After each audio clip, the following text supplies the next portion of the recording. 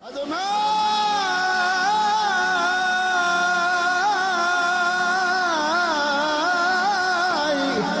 Eloheinu,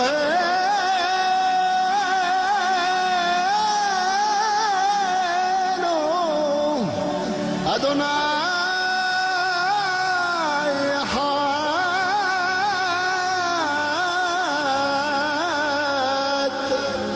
Adonai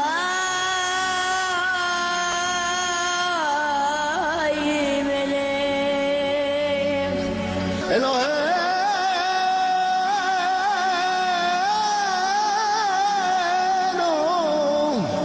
Adonai, Echad. 8 alliances d'importance vitale expliquent le déroulement du plan divin pour l'homme. L'alliance avec Adam déchu, l'alliance avec Noé, l'alliance avec Abraham, l'alliance du Sinaï, l'alliance avec Israël pour la terre promise, l'alliance avec David et la nouvelle alliance. Les Écritures commencent tout à fait logiquement par le récit de la création de la terre et de l'homme. Puis elles montrent comment la race humaine tira son origine du premier couple et comment elle dégénéra à cause du péché, thème des 11 premiers chapitres de la Genèse.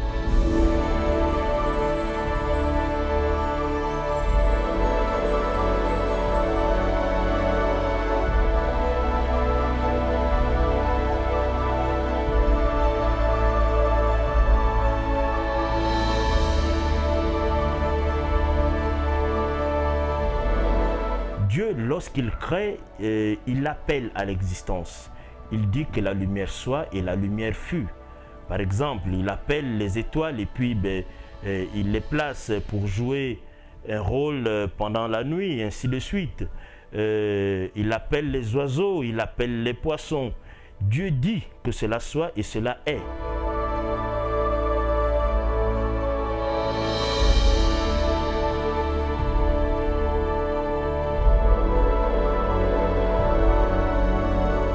Mais pour l'homme particulièrement, Dieu, nous constatons dans Genèse 1, nous constatons que Dieu prend le soin d'asseoir un conseil.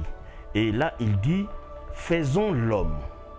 Vous voyez, il dit, faisons l'homme. Cette fois-ci, Dieu ne se contente pas d'appeler à l'existence. Non, il va former sur la base de la poussière un être dans lequel il va souffler, un souffle de vie, comme on dit dans ses narines.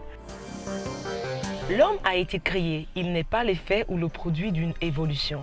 L'homme reçut la souveraineté sur la terre, fut couronné d'honneur et de gloire, tout en dépendant de Dieu, son Créateur.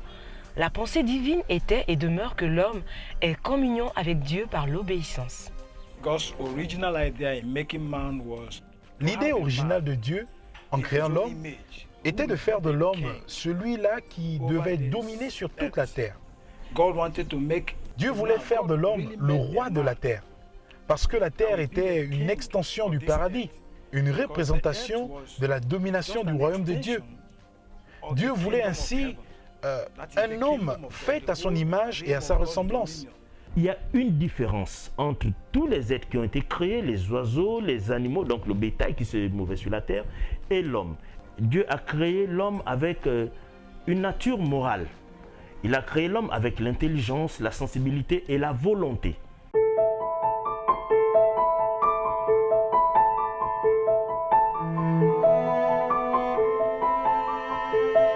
Dieu amène l'homme à rentrer, dans son plan, il va rentrer dans une nouvelle étape. Et donc, il va former un être semblable sur la base de ce qui existe, sur la base de l'homme, sur sa côte. Et c'est pourquoi on dit qu'il a tiré de sa côte. Et puis, il a formé la femme, il a endormi l'homme, il a formé la femme est arrivée, et puis, il a montré à l'homme, et l'homme s'est réjoui de voir ce que Dieu a fait pour lui. Et donc, cette nouvelle dimension à laquelle Dieu appelait l'homme devait conduire l'homme cette fois-ci à ne plus demeurer seul. Pourquoi? Parce qu'il avait un autre plan, toujours sur la création qu'il avait donnée. L'alliance en Éden demandait à Adam de propager la race humaine, de dominer la création de l'homme, de dominer sur toute la vie animale, de prendre soin du jardin et de se nourrir de ses fruits et de ses plantes. de s'abstenir de manger le fruit d'un seul arbre, celui de la connaissance du bien et du mal, sous peine de mort en cas de désobéissance. Si l'homme avait maintenant la connaissance du bien et du mal, l'homme devait donc se départir de l'autorité de Dieu. Et à partir de ce moment, il devait rentrer dans une forme d'action incontrôlée. Et c'est pour cela, c'est pour cette raison particulière que le Seigneur, Dieu, a voulu que l'homme ne puisse pas prendre cet arbre. Non, Dieu n'a pas placé l'homme auprès de l'arbre interdit, c'est-à-dire l'arbre de la connaissance du bien et du mal, afin de le tenter, ou encore moins de l'exposer. L'épître de Jacques nous fait comprendre que Dieu ne tente pas l'homme, parce que cet arbre ne faisait pas office de tentation, mais par contre de test, et en même temps de défi. Et cela afin de tester la loyauté d'Adam, afin de voir si l'homme devait être obéissant à l'égard de Dieu. L'origine des maux qui frappent la terre remonte au péché d'Adam et de sa femme Ève. En choisissant d'écouter le serpent, ils se sont soustraits à la volonté de Dieu, se privant ainsi de sa protection et de ses bienfaits. Et donc la femme qui prenait des initiatives d'aller au-devant va donc arriver devant cet arbre interdit. Et là, elle rencontre, nous dit-on dans Genèse 3, le serpent, la fameuse histoire du serpent. Et donc, elle va se saisir de ce fruit, elle va le consommer et va en donner également à son mari. In Genesis chapter 1, the last verse of chapter 1, the Bible Vous savez, dans Genèse au chapitre 1, au dernier verset du chapitre, après que Dieu ait observé l'œuvre de sa création, il est dit que Dieu dit que toute chose était bonne. Et si nous devons aller un peu plus loin, la seconde chose aurait été parfaite. Et Adam avait cette opportunité de passer de bon à parfait. Mais malheureusement, il a manqué. Pourtant, Dieu a créé Adam avec le libre arbitre. Adam n'était pas un robot. Après la désobéissance d'Adam et Ève, Dieu prononça un certain nombre de malédictions qui allaient les frapper de plein fouet, eux et leur descendance. Dieu déclara en particulier qu'il y aurait une inimitié ou une haine entre la femme et le serpent, et entre leurs descendances respectives. Parce que, vous savez, lorsque Adam a péché, il s'est non seulement lui-même vendu au péché, mais cela a aussi dû impliquer toute sa descendance. Mais là, ils commencent à constater qu'ils sont nus, alors ils vont se recouvrir de feuilles de figuier. Ils commencent là à prendre des initiatives. Non plus laisser Dieu prendre des initiatives pour eux, mais ils commencent à prendre des initiatives en se couvrant eux-mêmes. Voilà l'une des premières conséquences. Ils commencent à connaître ce qui est bien et ce qui est mal. L'arbre de la vie n'était pas interdit. Mais de même, Dieu n'avait pas destiné l'homme à mourir. Parce que l'arbre de la vie, c'est ce qui donnait la vie éternelle. Le péché, dont le principe même est la rébellion contre la volonté de Dieu, étant apparu, l'homme se trouva séparé de Dieu et perdit sa souveraineté sur la terre. Si Adam s'était tout simplement humilié et avait obéi à Dieu, cela aurait été l'ultime défaite du diable. Adam aurait dû exercer pleinement son autorité et renvoyer le serpent à sa place. Le but divin est que l'homme retrouve sa ressemblance avec Dieu, la communion avec lui et l'autorité qu'il reçut au commencement. Cela nous amène à comprendre que le plan original de Dieu pour l'homme était que celui-ci règne, domine sur la terre et exécute la volonté de Dieu. Ce plan n'a jamais été déprogrammé. That plan was never defeated. Par contre, les actions d'Adam et Ève ont amené Dieu à révéler le mystère qu'il gardait en lui. Leurs actions ont tout simplement déclenché la révélation du mystère que Dieu gardait en lui. Il avait déjà immolé l'agneau de Dieu avant la fondation du monde. Même avant le péché d'Adam et Ève, Dieu avait déjà préparé un sacrifice. Of Adam and Eve, already God has prepared for the sacrifice.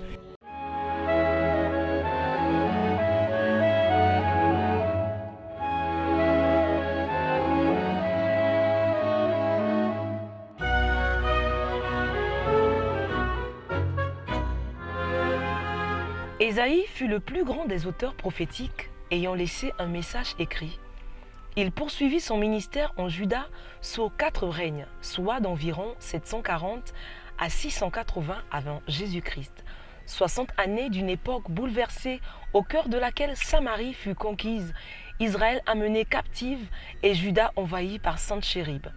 Le livre d'Ésaïe annonce avant tout le Messie, sa naissance, sa divinité, son ministère terrestre, sa mort et son futur règne millénaire. Et même quand on va lire Ésaïe 7, 8, 9, ces livres parlent de la venue d'un Messie, d'un Seigneur, d'Emmanuel, comme ils disent, Dieu est avec nous dans la langue hébreu, de cet admirable conseiller, de cet enfant qui devait être appelé Père éternel, admirable conseiller, Dieu tout-puissant.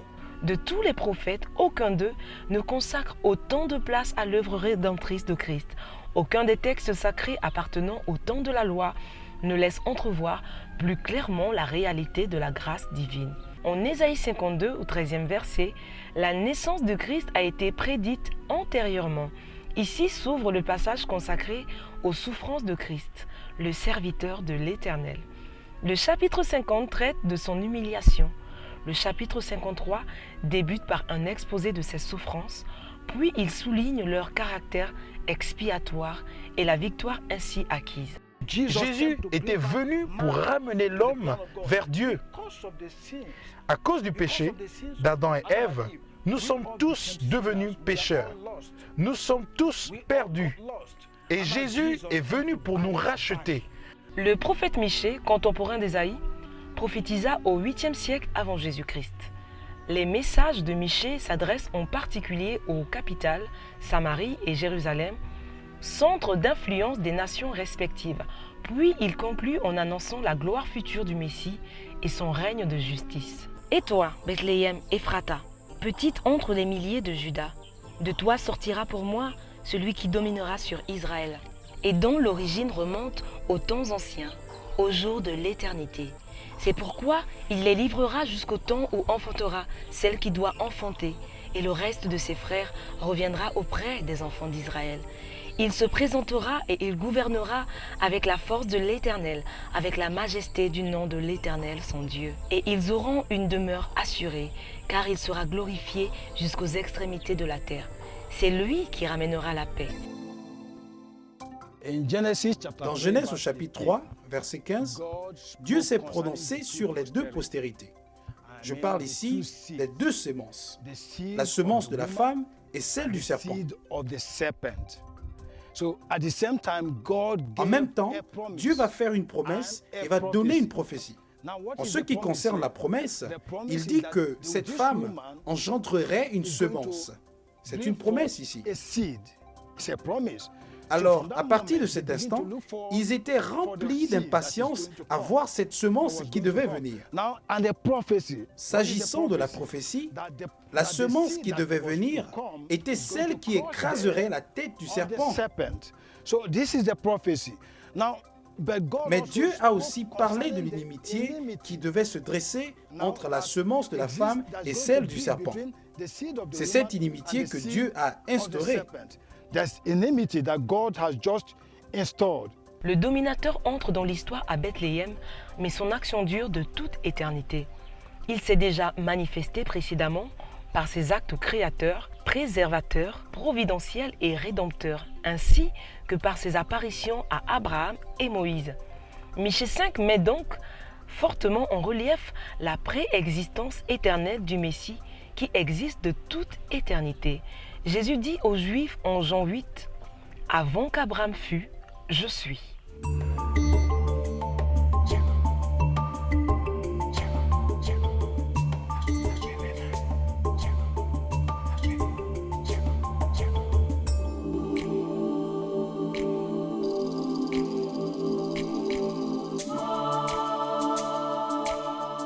Depuis des années, depuis des siècles, avant la venue de Jésus, on parle souvent d'une période longue de 400 ans où le Seigneur n'aura pas parlé à Israël.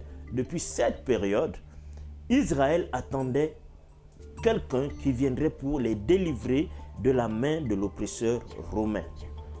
Donc, L'objectif, le Messie, la vision du peuple d'Israël, le Messie que eux ils attendaient, c'était un Messie qui viendrait comme un guerrier, un vrai chef de guerre qui viendrait anéantir, qui viendrait avec la puissante main de Dieu pour anéantir carrément toute la puissance romaine qui avait à l'époque annexé Israël. Il se trouve que lorsque ce Messie va arriver, n'est-ce pas, beaucoup parmi la nation d'Israël vont être confondus de par le fait qu'en fait, celui qu'ils attendaient, ne s'est pas présenté d'emblée comme il espérait, voyez-vous, c'est-à-dire comme étant celui qui venait physiquement, un peu comme était Samson pour le peuple d'Israël face aux Philistins. Avec la corne d'âne, il a vaincu plusieurs Philistins, un peu comme était Moïse avec la verge, n'est-ce pas, qui a délivré le peuple d'Israël en Égypte, n'est-ce pas? Et lorsqu'il va arriver, il va vraiment venir d'une manière à laquelle beaucoup ne s'attendaient pas. C'est parce qu'en fait, derrière la pensée des Juifs, derrière la pensée des Israélites, ils étaient vraiment figés, quoi. Et ils ne voyaient pas l'autre côté du Messie comme étant celui qui venait comme le serviteur, comme étant celui qui venait en fait pour accomplir parfaitement toute la justice et les exigences de Dieu. C'est-à-dire accomplir parfaitement l'obéissance que Adam et Ève, bien évidemment, n'ont pas pu accomplir dans le jardin d'Éden.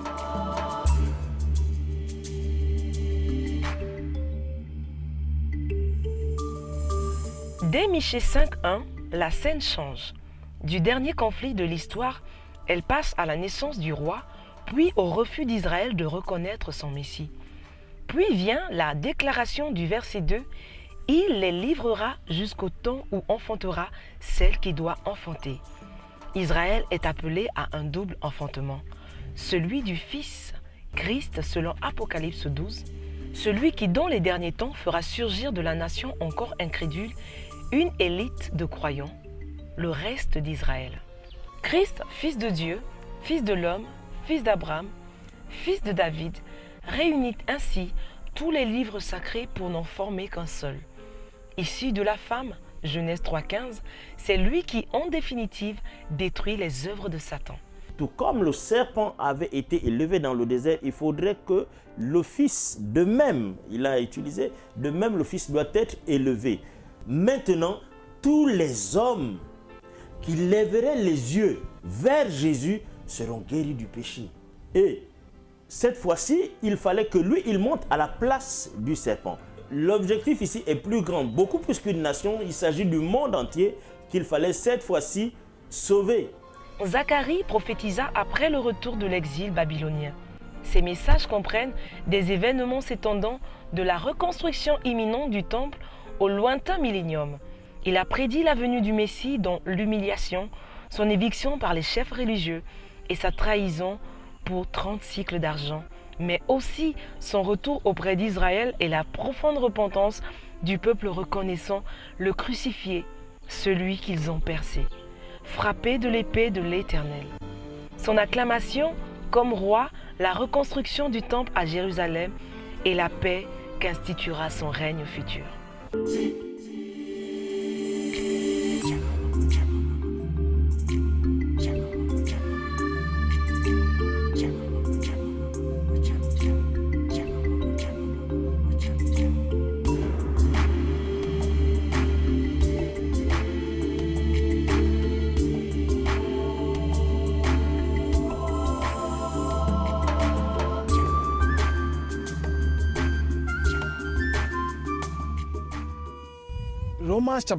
Dans l'épître aux Romains, chapitre 5, à partir du verset 14, il est dit que Adam était une figure de celui qui devait venir.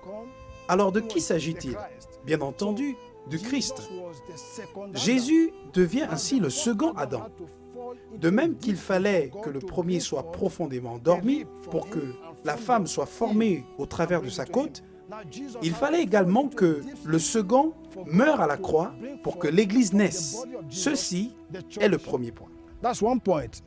Il a été parfait en toutes choses. Il a été obéissant en toutes choses. Et son obéissance s'est comblée justement sur cette croix. Son obéissance a été comblée sur cette croix, au mont Golgotha. sur ce mont, Jésus-Christ acquise la victoire, n'est-ce pas, et la délivrance de toute l'humanité. L'on se rappellera, en parlant de la vie de Jésus, qu'il a commencé son ministère par le livre d'Ésaïe. On dit qu'il est arrivé dans Luc 4, on dit qu'il est arrivé dans le temple, il a déroulé il a pris le rouleau sur lequel le prophète Ésaïe avait écrit l'Esprit du Seigneur est sur moi car il m'a oint pour annoncer une bonne nouvelle aux pauvres. Cette lecture correspondait en fait, dans la Bible que nous avons de nos jours, cette lecture correspondait en fait au livre d'Ésaïe 61. Et donc, il attestait que toutes les prophéties qu'Ésaïe avait faites pour le peuple d'Israël étaient accomplies en lui. Les psaumes contiennent beaucoup de prophéties messianiques. Ils dépeignent Christ dans ses souffrances. Le psaume 22 est une description minutieuse de la mort par crucifixion. Car des chiens m'environnent, une bande de scélérats rôde autour de moi. Ils ont percé mes mains et mes pieds. Je pourrais compter tous mes os. Eux, ils observent et ils me regardent. Ils se partagent mes vêtements. Ils tirent au sort ma tunique. Et toi, Éternel, ne t'éloigne pas. Toi qui es ma force, viens en hâte à mon secours. Protège mon âme contre le glaive, ma vie contre le pouvoir des chiens. Sauve-moi de la gueule du lion. Délivre-moi des cornes du buffle.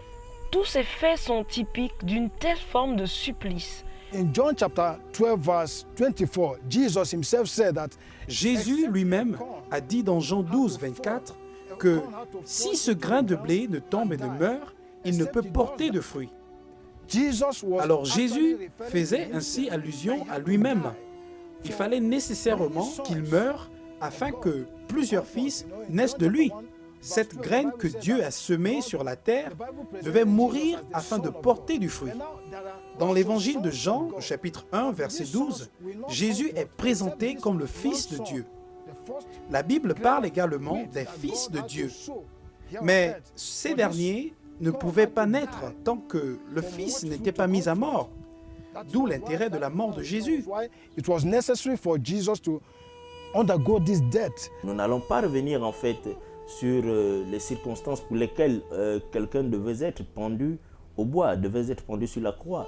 C'était celui qui était en fait coupable de toutes les abominations qui puissent exister.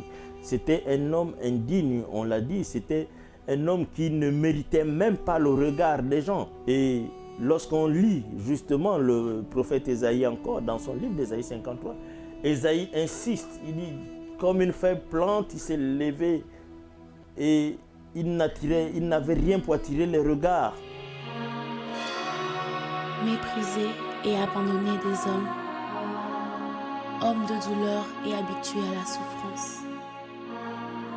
Semblable à celui dont on détourne le visage, nous l'avons dédaigné, nous n'avons fait de lui aucun cas. Cependant, ce sont nos souffrances qu'il a portées. C'est de nos douleurs qu'il s'est chargé. Et nous l'avons considéré comme puni, frappé de Dieu et humilié. Et lorsque vous étiez sur la croix, c'est le sort qui vous était réservé. Le dédain, l'humiliation, les pires humiliations, la mort la plus indigne. Tu t'es fait chair pour donner ta vie. Tu as tant aimé le monde que tu as décidé de descendre en personne afin de sauver l'homme que tu as créé à ton image. Oh Jésus. Seigneur, La croix était synonyme de malédiction. Maudit est quiconque est pendu à la croix. à quel point les hommes t'ont criblé. Vous vous souvenez que dans Genèse, Dieu a prononcé un certain nombre de malédictions sur la terre et sur Adam et Ève à l'issue de leur désobéissance. On his wife, and even on Adam himself. Il fallait en effet que cette malédiction soit annulée. Et la mort de Jésus, manifestée à la croix, était liée à cette malédiction.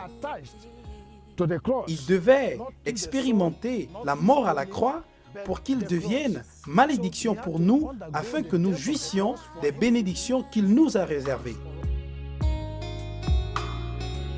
Dieu si merveilleux, environné de gloire. Il n'a pas regardé à la gloire qu'il avait.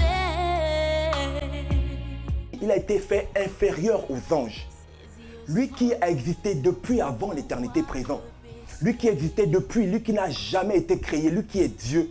Il est venu comme un simple homme. Les Écritures disent que Dieu était en Christ, réconciliant le monde avec lui-même. Jesus was 100% God. Jésus était 100% Dieu et 100% homme. Alors, il avait un corps prédisposé à la crucifixion à la croix.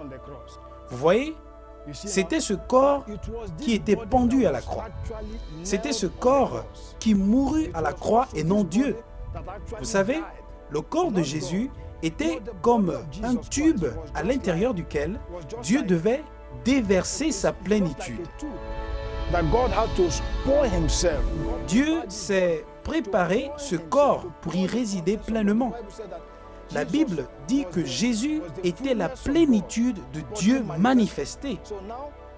Alors, Dieu habitait à l'intérieur du corps de ce jeune homme appelé Jésus. Christ, en allant à la croix, a dépouillé les autorités, a dépouillé les principautés, a dépouillé Lucifer et tout son gouvernement. Christ, en allant à la croix, en fait, a également redonné à l'homme, voyez-vous, cette autorité qu'il avait dans l'Éden, c'est-à-dire celle de gouverner, celle de régner, celle de se multiplier, voyez-vous, et celle en fait, cette responsabilité que Adam avait de répandre pleinement le royaume de Dieu sur toute la surface de la terre. Sur cette croix, il va se passer quelque chose de formidable. Il va y avoir un événement météorologique quand même assez bizarre. C'est qu'à 15h, selon notre horaire, à 15h, il va faire complètement nuit.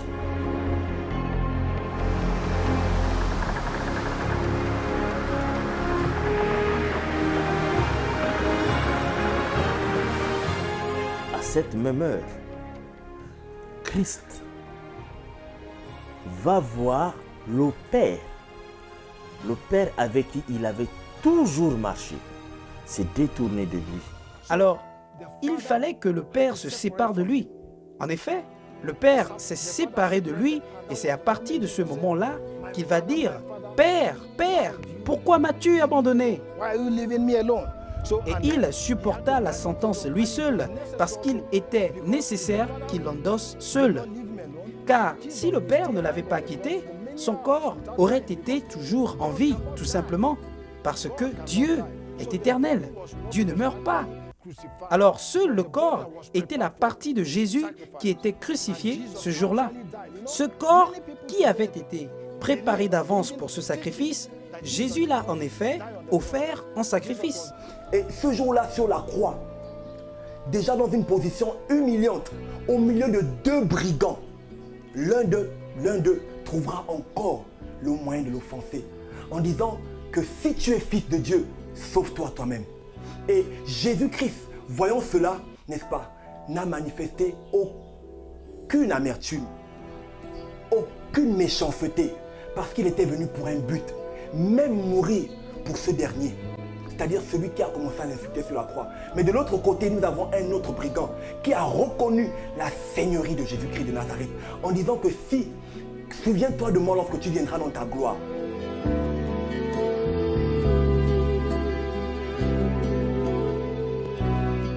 Lucifer, Satan et le monde des ténèbres pensaient qu'en fait, en mettant Christ sur une croix, ils étaient en fait en train d'avoir de la victoire sur lui, alors que ce n'est pas le fait que Christ ait été mordu au talon qu'il remportait la victoire, n'est-ce pas, sur le péché, sur le monde et sur tout ce qui a pu régner sur l'homme jusqu'à aujourd'hui. C'était terrible. Christ a attiré sur lui, comme un aimant tire le fer, les péchés du monde sur lui. Et là, il sera vraiment corrompu de la pure sorte. Vraiment, c'était une poubelle. Et dans l'Apocalypse, Jésus dira, je tiens les clés de la mort et du séjour des morts. J'étais mort et maintenant je suis vivant et je vis au siècle des siècles. Christ, le Fils de Dieu, à la croix, au mont Golgotha, en écrasant la tête du serpent, n'est-ce pas, a déchiré le voile. Ce rideau était fendu du haut vers le bas. Et donc, les gens pouvaient maintenant voir, les hommes pouvaient maintenant voir ce que seul le souverain sacrificateur allait voir. Dans le lieu très saint se trouvait l'arche. L'arche qui était l'image de Christ. L'arche qui est une image du Messie. L'arche qui est une image de la gloire de Dieu, de la présence de Dieu. Et d'ailleurs, la Shekinah de Dieu se trouvait dans le lieu très saint. Car seul le souverain sacrificateur avait accès au lieu très saint. Le sang qui venait d'être versé sur la croix, en fait, nous donnait maintenant l'accès dans la présence de Dieu pour tous ceux qui se reconnaissent en lui. La semence de la femme voit la croix comme la sagesse de Dieu, alors que celle du serpent la voit comme une pierre d'achoppement. La semence de la femme considère la croix comme l'expression de l'amour de Dieu, comme l'arbre de vie, comme la source de salut. Tandis que pour celle du serpent, cela n'est tout simplement qu'un emblème religieux, quelque chose que l'on peut porter autour du cou, quelque chose que l'on peut garder à la maison. Mais pourtant, il se comporte en ennemi de la croix. Il porte la croix comme un emblème, il l'amène partout où ils vont, mais malheureusement, ils refusent de la porter dans leur propre cœur afin de vivre la vie de la croix. But at the same time, they refuse to wear the cross in their hearts. I mean to live it as a life. La puissance de la résurrection a annulé un acte qui était rédigé contre nous. Elle a annulé toutes les dettes et Dieu a résolu le problème.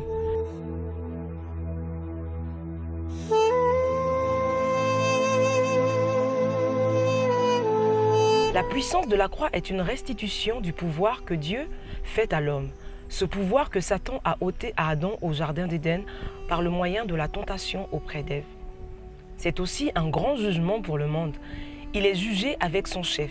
Il n'y a plus aucun espoir pour le monde qui a rejeté le Fils de Dieu, mais il y a de l'espoir pour les hommes de ce monde.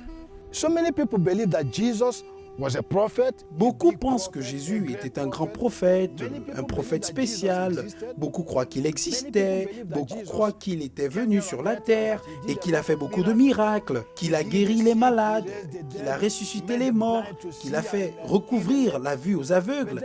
Mais pourtant, le diable a réussi à les séduire en ôtant la chose la plus essentielle, la raison fondamentale pour laquelle Jésus est venu sur la terre.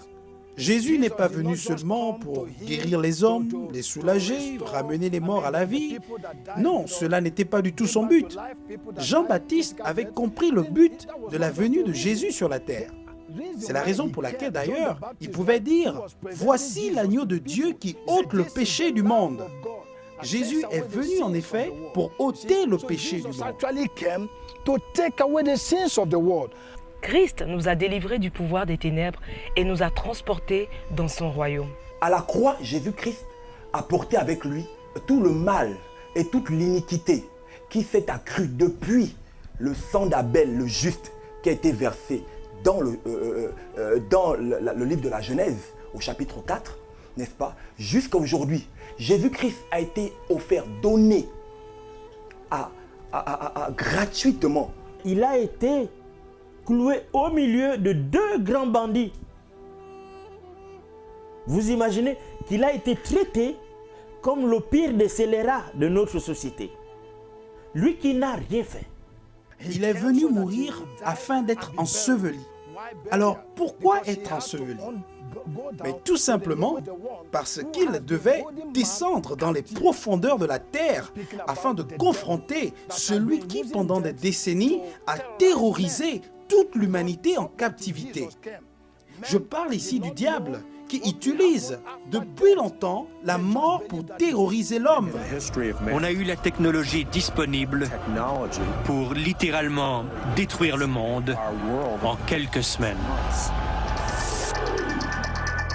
Avec l'avènement d'une panoplie d'armes de destruction massive, même les experts séculiers évoquent des images dignes de l'Apocalypse. Un conflit nucléaire est possible. S'impliquera-t-on pour protéger nos intérêts? Et si oui, à quelle échelle? Avant l'arrivée de Jésus, les hommes ne savaient pas ce qui arriverait après la mort. Ils pensaient tout simplement que la mort était la fin de toute chose. Mais quand Jésus arrive, il nous éclaire en nous faisant comprendre qu'après la mort, la vie continue pour ceux qui sont nés de nouveau. Alors lui-même, après sa mort, il était enseveli, il est descendu aux enfers, il devait confronter les démons de l'enfer, les puissances des ténèbres, il devait les vaincre et en ressortir vivant.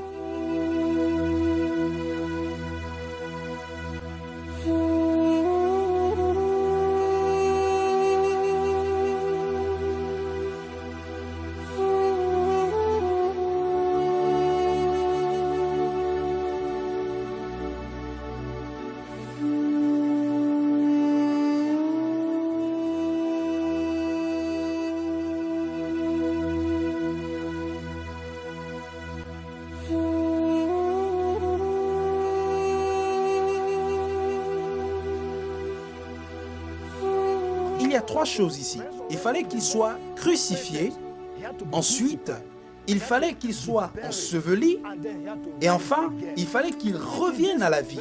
En effet, c'était cette résurrection qui a fait de lui le Seigneur des Seigneurs.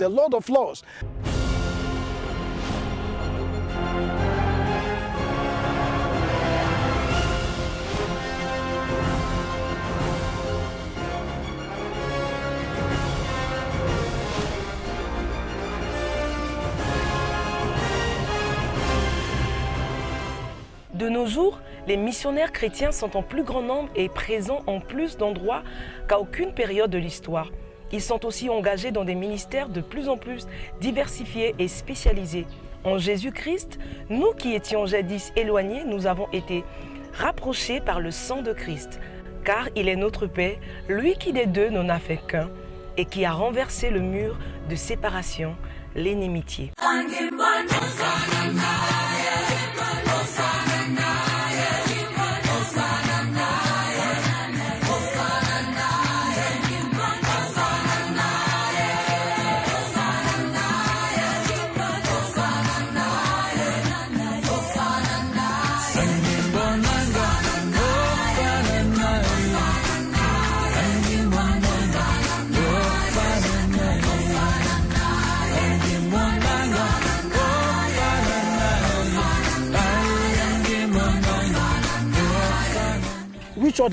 Dites-moi quel prophète a pu réaliser ce que Jésus a fait. Quel autre prophète est mort et ressuscité? Il y a des grands prophètes dans le monde, des prophètes fameux, mais aucun parmi eux n'a eu le pouvoir de ramener à la vie leur corps. La mort les a tenus tous captifs, mais seul Jésus a eu le pouvoir de donner sa vie et de la récupérer.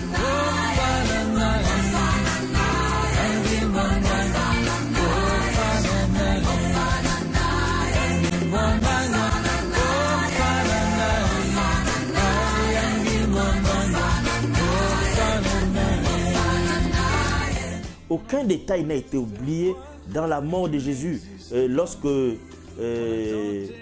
il va à Golgotha, sur le lieu du crâne.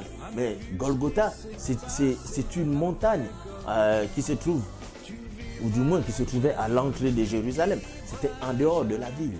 Une grande pierre, un lieu très élevé, une montagne. Et c'est au-dessus, là où tous les yeux pouvaient bien l'apercevoir, qu'il a été élevé. Christ est assez élevé pour que tous lèvions les yeux vers lui, en fait. L'œuvre de la croix, c'est le cheminement de toute sa vie. According to Leviticus chapter 25, selon Lévitique au chapitre 25, du verset 47 à 50, il est recommandé que quiconque doit racheter une autre personne qui s'est vendue en esclavage, cette personne, c'est-à-dire ce rédempteur, doit premièrement être un parent proche à ce dernier. Ensuite, il doit lui-même être libre. Et enfin, il doit disposer des moyens nécessaires, car pour racheter un esclave, on doit payer. Et cela implique de l'argent. Vous voyez? Alors, cela constituait les différentes exigences que devait remplir quiconque désirerait racheter son prochain. Et le cas de Jésus en est une parfaite illustration. Jésus est devenu le parent proche. Jesus became our near of kin.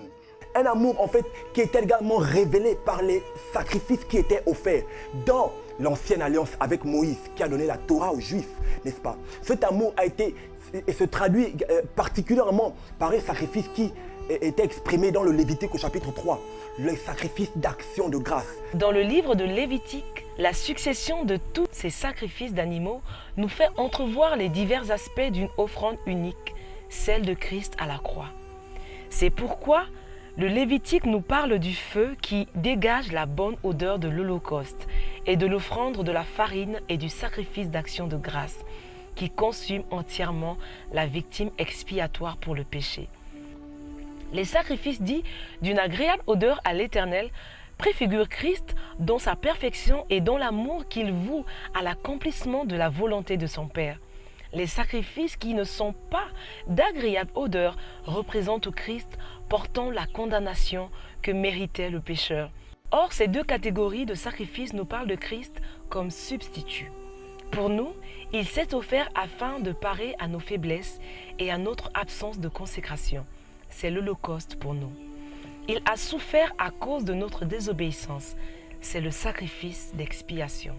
Dans Hébreux chapitre 2, du verset 14 à 18, la Bible dit que Jésus n'est pas resté comme un esprit, mais par contre, s'est fait chair. Il s'est identifié à nous en prenant un corps semblable au nôtre. Il a été revêtu de chair et de sang. Il a porté tout le sang de l'humanité. Souvenez-vous, Jésus est 100% Dieu et 100% homme. Il fallait qu'il s'identifie à nous sous une même nature et condition. Alors, il était un parent proche. Ensuite, Jésus a rempli les critères requis en ce sens qu'il était lui-même libre. Il n'était pas sous un joug quelconque. Il n'était pas esclave d'un péché quelconque ou encore moins d'une quelconque addiction. Il était absolument libre. La Bible dit dans Hébreux chapitre 4, au verset 15, que Jésus fut tenté en toutes choses comme chacun d'entre nous, pourtant sans avoir commis un quelconque péché. Toutes ces personnes qui ont examiné la vie de Jésus, de Pilate à Hérode, et même le souverain sacrificateur, ces personnes qui l'ont examiné avant la crucifixion, ils étaient tous, en fin de compte, parvenus au même verdict, qu'il n'avait rien de reprochable en cet homme.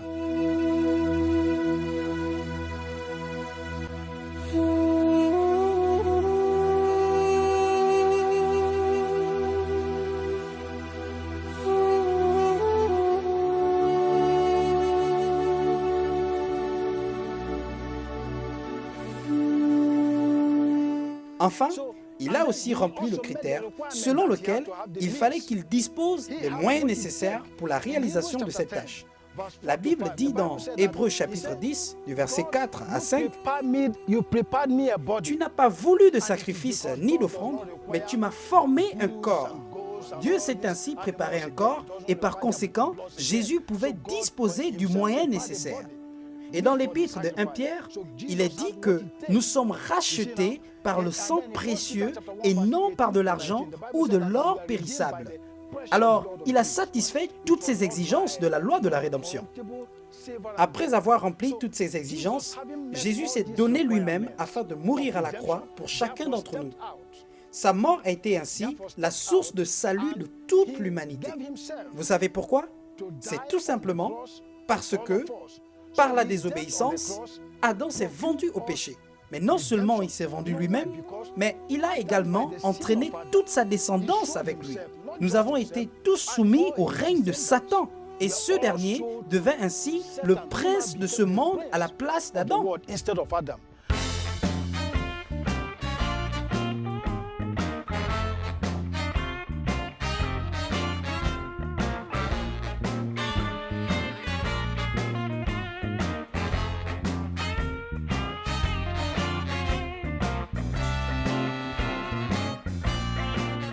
Et il fallait absolument que Jésus paie le prix du rachat de l'homme en écrasant la tête du serpent, en jugeant le prince de ce monde à la croix. Cette œuvre glorieuse ne peut plus être ajoutée ni faite. La Bible déclare que par une seule offrande, il a amené à la perfection tous ceux qui sont sauvés.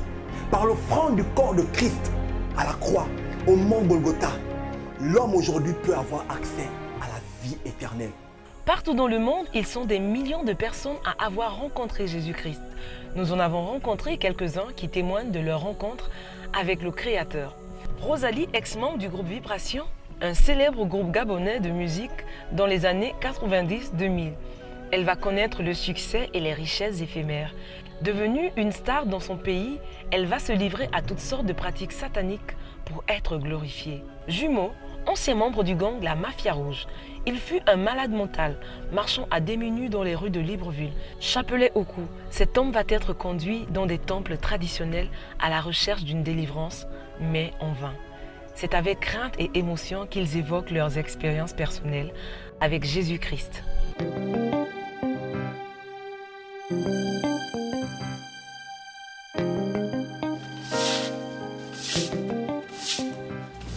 Mon père fut un agriculteur, ma maman, pas mon champ, pas mon foyer.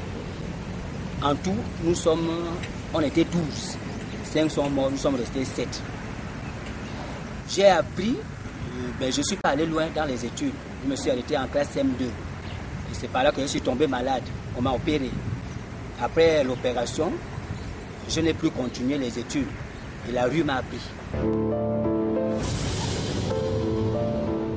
Le chanvre que je fumais, tellement j'en abusais trop, et j'avais eu des troubles de mémoire. À tel point, je suis devenu fou. Et j'étais chef d'un gang. Le nom du gang, c'était la Mafia Rouge.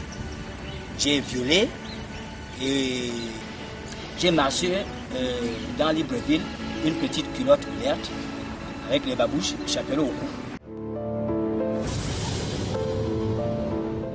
Et on m'a pris, on m'a amené chez les tradis patriciens.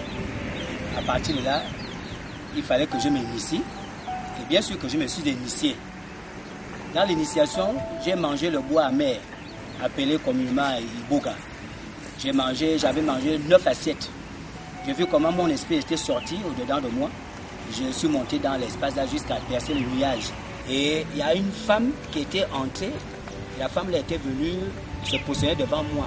Au retour de là-bas, j'ai fait le compte rendu à l'initiatrice.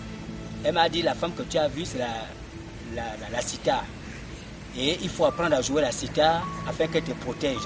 Et j'ai appris et j'ai su jouer cet instrument. Et j'ai commencé à pratiquer le muri. J'étais sûr que je faisais vraiment ce que Dieu veut. C'est par là que j'ai encaissé un fusil nocturne. On m'a lancé un fusil nocturne au cœur. Et j'ai commencé à vomir du sang. Et le sang sortait de mes narines quand j'éternue. Quand je tousse, ça sortait de ma bouche. C'est par là que je cherchais maintenant à se protéger davantage et à trouver une solution définitive, une guérison. Au cours de cette maladie, une voix me parlait tellement d'abord, qui me grondait et qui me faisait peur. Mais une petite voix me parlait et qui m'amenait une force. Et c'est à partir de là que j'ai rencontré une sœur du quartier qui m'avait parlé de Jésus. Elle m'avait dit de se repentir et de pouvoir dire tout ce que je sais que j'avais fait au Seigneur Jésus, non pas à un prêtre, ni à une autre personne. Je suis parti dans ma chambre et j'ai commencé à me repentir, à dire à Jésus tout ce que j'avais fait. Tout d'un coup, une lumière s'est apparue, je ne sais pas où elle venait, et ça m'avait envahi. Au-dedans de moi, je sentais comme si quelqu'un berçait son enfant et que le protégeait. Voilà, vraiment un amour très, très, très inexplicable, profond. Et la lumière était autour de moi et dans ma chambre. C'est comme ça que j'ai encore entendu la voix de Jésus dans mon cœur. Le sang qui coulait de mes narines et la mauvaise eau qui coulait aussi de mes narines, qui sentait mauvais, tout ça a été coupé. Je m'étais rétabli jusqu'à tel point j'ai trouvé une guérison, ce que je n'avais jamais. Et c'est à partir de là que j'ai dit au Seigneur Jésus, je vais te suivre tous les jours de ma vie jusqu'à ma fin, jusqu'à ma mort. Et il me donne la force de prier et pouvoir aussi, ceux dont que je ne pouvais pas pardonner, j'arrive à pardonner. La croix implique le fait que nous devons d'abord aimer Dieu. Ensuite, réaliser l'amour de Dieu. Et enfin, partager cet amour les uns les autres. Jésus a fait en sorte que je me marie. Il a fait en sorte que je puisse avoir une activité auquel moi-même je dirige. Et à partir de jusqu'à aujourd'hui, je ne sais pas d'où jusqu'où il va continuer à faire tout ce dont il a prévu dans ma vie. Je peux vraiment conclure et encore dire que vraiment, quand on parle de l'œuvre de la croix, la puissance de l'œuvre de la croix, elle est réelle et elle existe vraiment. Nous avons besoin de réaliser cela. Il a déjà payé le prix. On n'a plus besoin de pigeons, de boucs, de taureaux, de vaches et de tous les sacrifices que les gens offrent aujourd'hui, pensant qu'ils peuvent plaire à Dieu de cette manière, pensant qu'ils peuvent impressionner Dieu. Dieu s'est lui-même préparé un corps parfait. Et ce corps était préparé pour la croix.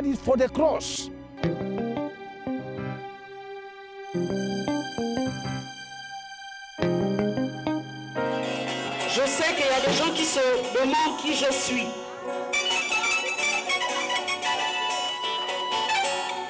Parmi vous ici, il y en a certainement qui ont connu le groupe Vibration.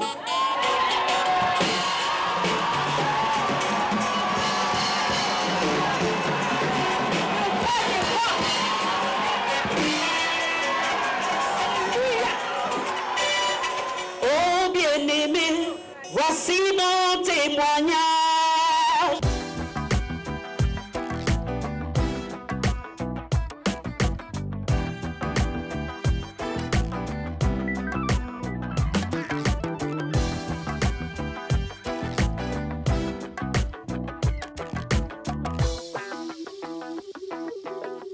J'ai commencé la musique très très jeune, dès mon jeune âge au lycée, au collège.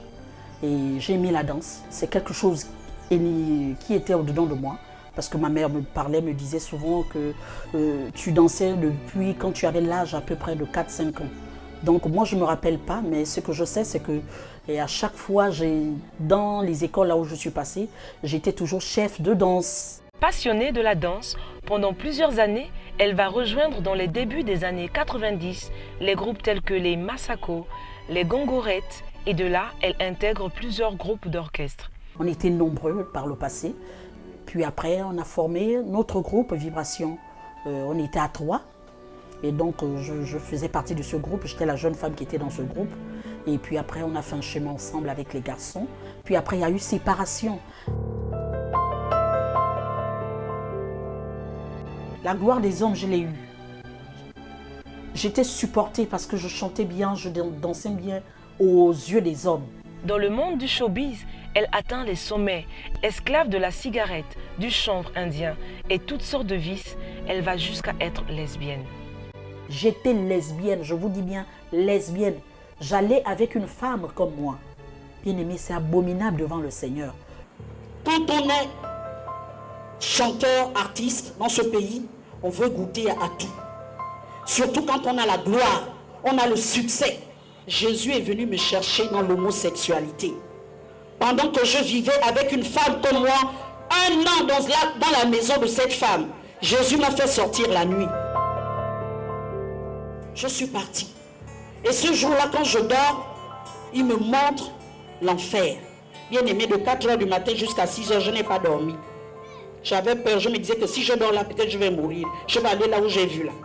Mais c'est des choses, vraiment, je ne sais pas ce qui me motivait, mais j'étais là-dedans, Dans toute ma jeunesse, pendant que je chantais, pendant que je dansais, j'ai passé tout mon temps à faire des avortements. Des avortements, j'ai fait près de 10 avortements. 10 avortements, mais Jésus ne m'a pas condamné. Il m'a encore donné plus. 5 ans de stérilité secondaire, Jésus m'a encore donné. Bien-aimé, Jésus est Seigneur, moi-même je l'ai vu. Je ne voulais pas faire d'enfants parce que je me disais que je suis une artiste. À quoi ça sert de faire les enfants? Pendant sa vie, elle reçut un coup très douloureux. À l'âge de 15 ans, lorsqu'elle mit au monde sa première fille, alors qu'elle était au collège, sa fille fut violée. Cet acte fut très douloureux dans sa vie. Une haine farouche remplit son cœur. J'avais la haine parce que ma fille a été violée. Et c'est comme ça, quand j'arrive au secrétariat du procureur, une dame me demande quel est ton problème, et c'est comme ça que je lui explique le problème. Et elle me dit, tu sais, la solution, c'est pas l'envoyer en prison. J'ai dit, quoi? L'envoyer, non, je suis très choquée, madame, vous ne pouvez pas me dire. Elle me dit, non, la solution, c'est pas de l'envoyer en prison. Est-ce que tu pourras venir à un séminaire à tel endroit, nous allons faire un séminaire? Tout simplement, j'ai accepté. Et c'est comme ça. J'ai continué la procédure, j'étais dans la haine, dans la vengeance, parce que je voulais absolument le punir de son acte. Pour que je puisse pardonner, il fallait que Jésus soit là. Il fallait qu'il me taille, il fallait qu'il me brise. Bien-aimé, si tu ne peux pas pardonner, c'est Jésus qui donne la capacité de pardonner. C'est Jésus qui donne la capacité d'aimer ton prochain. Because what is the cross actually? The cross. La croix est le choix que vous faites afin de servir Dieu selon lui. Alors, quel est ce choix? Aimer Dieu et son prochain. Parce que cela implique également un sens vertical et un sens horizontal. Cette relation entre le Père et le Fils. Tant que cette relation n'est pas établie dans nos vies, notre relation avec les autres échouera. Et dans la foule comme ça, c'était au gymnase de Lumina à l'époque. Dans la foule comme ça, on a demandé s'il y avait des gens qui voulaient se convertir. Et comme ça, je me suis levée dans la foule avec tout mon look que j'avais avant. Et tout le monde me regardait comme si j'étais un extraterrestre. Et quand je suis rentrée à la maison, je n'avais pas de Bible. Et alors, dans mes affaires, j'avais transporté la Bible de ma sœur aînée qui était à moitié déchirée. Voilà. Donc c'est comme ça, j'ai fermé les yeux, j'ai dit, Seigneur Jésus, donne-moi la lumière, éclaire-moi, je veux voir ta lumière. Tout simplement, j'ai ouvert la Bible, je ne peux pas oublier ce passage-là, c'est resté là. J'ai ouvert la Bible et directement mes yeux sont allés sur Ésaïe 60. Lève-toi, sois éclairé car ta lumière arrive.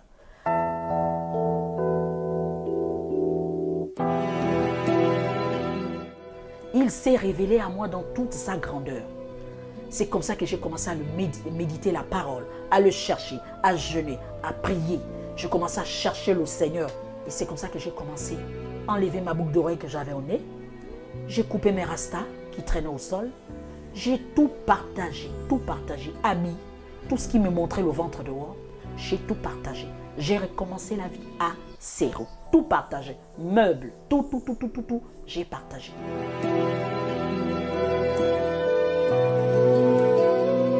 Cela est important de comprendre que la mort de Christ à la croix est une phase, est une étape très importante de nos vies pour tous ceux qui ont choisi de donner leur vie à Christ, pour tous ceux qui sont chrétiens. Parce que tous ceux qui sont chrétiens sont morts également à la croix avec lui. Ils sont morts pour les choses du monde. Ils ont décidé de vivre comme Christ. Ils ont décidé de donner une nouvelle orientation, de ne plus marcher dans le péché. Cela est important de comprendre que le péché a lui été cloué à la croix. Toutes les ordonnances, toutes les alliances qui avaient été faites ont été clouées à la croix. Et que plus rien ne nous retient dans ce monde. Mais les gens pensaient que j'étais malade. Mes coéquipiers pensaient que j'avais piqué une crise. Les gens venaient toujours me dire, Rosie, tu vas aller chanter à tel endroit, tu vas aller chanter. Je leur disais, non, je ne peux plus chanter. Ils me disaient, comment ça?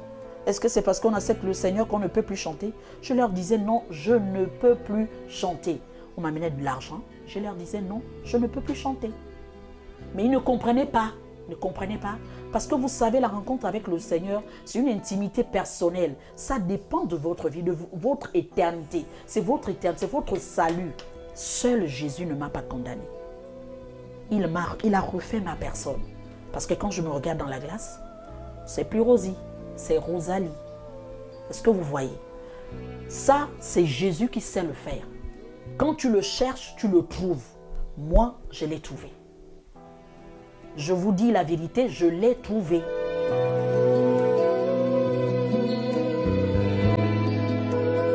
Mais au prix de son sang, au prix de la pureté de son sang, au prix de la pureté de son sang, nous avons, nous, aujourd'hui, la rédemption de nos péchés. Nous avons, nous, aujourd'hui, le salut. À l'endroit des artistes, ce que je peux leur conseiller, c'est que Jésus est amour. Jésus ne condamne personne. J'étais dans le monde de la danse, de l'art en général. J'ai chanté, j'ai dansé, j'ai accompagné plein d'artistes africains. Vraiment, Jésus est amour. Il condamne le péché, il condamne l'homosexualité, il condamne le mensonge, il condamne la masturbation, il condamne la prostitution. Il ne condamne pas les hommes. Il veut que tout homme soit sauvé. Nous sommes des pécheurs. Aujourd'hui, je l'adore.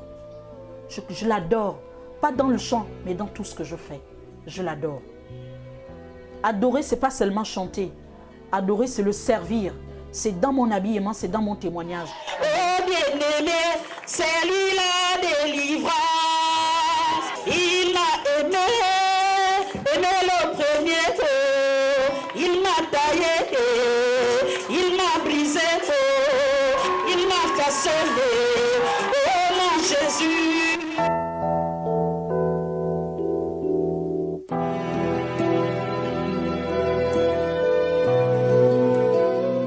Moi, j'ai déjà fait mon choix. Et toi, qui me regardes en ce moment, est-ce que tu l'as fait?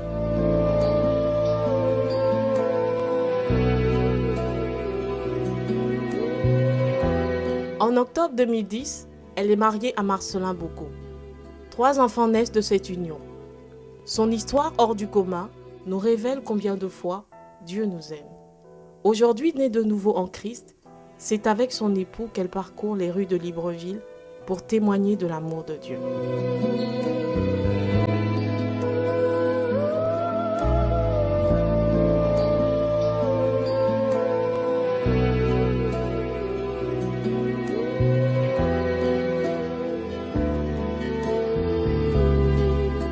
Aujourd'hui, j'ai 5 enfants. J'ai eu 3 enfants avec mon époux, 2 avant. Ça, c'est Jésus. Parce que les médecins avaient dit, j'ai une stérilité secondaire, j'ai dépassé 37 ans, je ne peux plus enfanter. Mais est-ce que Jésus avait dit son dernier mot sur moi? Non, je ne crois pas. Jésus a le dernier mot sur celui qui l'accepte. Celui qui marche selon sa volonté. Ce que nous devons retenir de ce message de la croix, c'est que nous devons faire comme Rahab la prostituée. Alors, qu'est-ce qu'elle a fait, Rahab la prostituée? Lorsqu'elle a appris que Dieu avait donné la terre de Canaan au peuple d'Israël qui venait de sortir d'Égypte, elle n'était pas la seule qui le savait. Mais à la différence des autres, elle décida de le garder secrètement dans son cœur. Elle s'est ainsi soumise à ce peuple. Elle ne s'est point opposée à eux, mais elle les a reçus tout simplement. Et c'est exactement la même chose que Dieu attend de chacun de nous. Nous soumettre à la seigneurie de Jésus-Christ de Nazareth, car il est le Seigneur de tous. Dieu dit, je ne me souviendrai même plus de leurs péchés.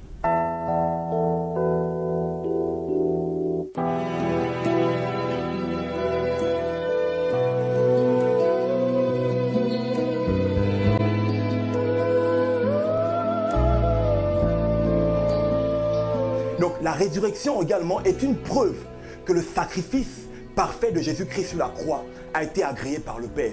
La résurrection est une preuve que tous ceux qui mettent en lui leur confiance peuvent pleinement aussi hériter de la vie éternelle parce qu'en fait, ils ne trouvent pas leur justice en eux-mêmes, mais leur justice est trouvée dans l'œuvre de la croix. Leur justice est trouvée dans ce que le Messie a fait à la croix pour eux. Christ également, en allant à la croix, a crucifié le vieil homme, c'est-à-dire l'homme adamique.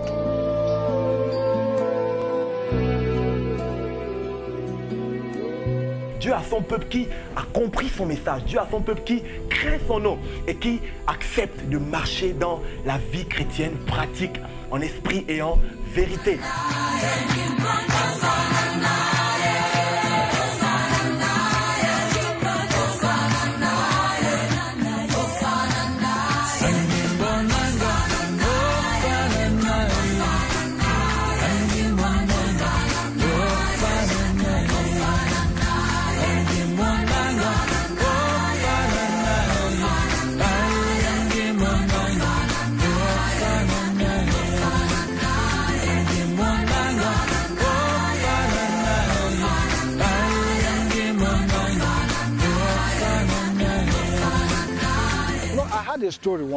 Vous savez, il y avait une histoire dans un pays où le gouvernement avait décidé d'abolir l'esclavage. Et parmi tous ceux qui étaient esclaves, aucun d'entre eux n'a même osé sortir de cette situation, quoique cette décision avait été rendue publique. Alors, ils se disaient entre eux, que pouvons-nous faire encore ? Nous sommes nés esclaves, nous avons toujours été esclaves. Mais une jeune fille parmi eux s'est levée et s'est dit en elle-même, après avoir écouté cette nouvelle à la radio, à partir d'aujourd'hui, je ne serai plus esclave. Et à partir de cet instant, elle a commencé à lutter pour sa liberté et en fin de compte, elle l'a obtenue. Et aujourd'hui, Jésus a entièrement payé le prix de notre rachat par son précieux sang. Alors, l'œuvre de la croix de Jésus procure en nous la liberté. Mais la question aujourd'hui se pose, est-ce que les hommes veulent sortir de ce qui les tient captifs? Est-ce que les gens le veulent? Est-ce que les hommes réalisent même l'œuvre de la croix?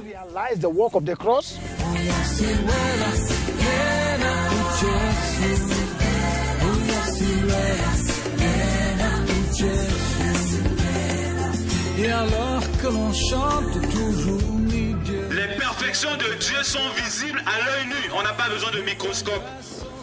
On n'a pas besoin d'amener ça dans un laboratoire. Elles sont visibles.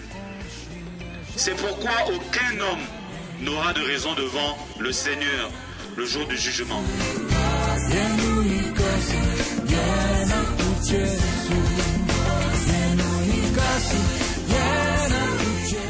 Vous savez, l'œuvre de la croix de Jésus est devenue une étape déterminante dans l'histoire des deux postérités. L'on peut bien se demander pourquoi. Eh bien, figurez-vous, beaucoup disent qu'ils croient en Dieu, beaucoup croient adorer Dieu, le servir et même le rechercher, mais en fait, c'est à la croix de Jésus que l'on peut véritablement reconnaître ceux qui appartiennent à Jésus, ceux qui sont descendants de la semence de la femme et ceux de la semence du serpent. Parce que c'est à la croix que l'inimitié entre les deux postérités est pleinement manifestée. L'œuvre de la croix établit une séparation entre ces deux postérités. Pour faire simple, lorsque vous amenez une personne devant la croix et lui parlez de l'œuvre de la croix, vous pouvez voir et constater leur réaction. Est-ce qu'ils acceptent l'œuvre que Jésus a accomplie à la croix pour eux? Bien-aimé, il y a mieux que cela. C'est que sur la terre, je ne sais pas, je ne crois pas. Pas je ne sais pas, mais je ne crois pas que ça dépasse ce qui est dans les cieux. Il y a mieux dans le ciel. Puis je vis un ciel nouveau et une terre nouvelle. Je vis la cité sainte, la Jérusalem nouvelle. Je la vis qui descendait du ciel, parée comme une épouse pour son époux. Voici la maison de Dieu avec les hommes. Il demeurera avec eux.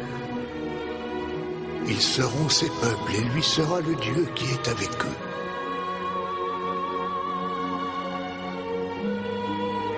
Il essuiera toutes les larmes de leurs yeux. Il n'y aura plus ni deuil, ni cri, ni souffrance, car le monde ancien aura disparu. L'esprit et l'épouse disent, viens, que celui qui a soif vienne, que celui qui le veut reçoive l'eau de la vie gratuitement.